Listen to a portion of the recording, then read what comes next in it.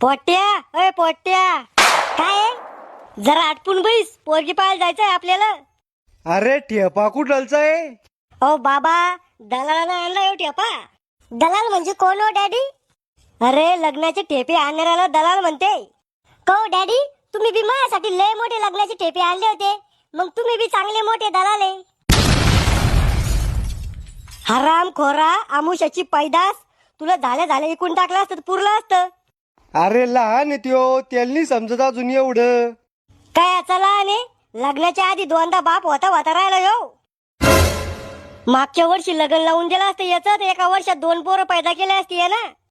एका वर्षात 2 पोरं कशी पैदा होईल? मग लग्न बकरीशी लावून देत होते का? 6 महिने लेक झोप.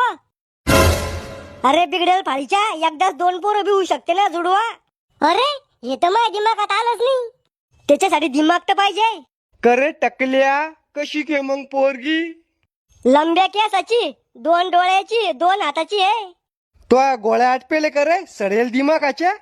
मी विचार राहिलो पोरगी संस्कारी आहे का? ते दलाल सांगेन ना.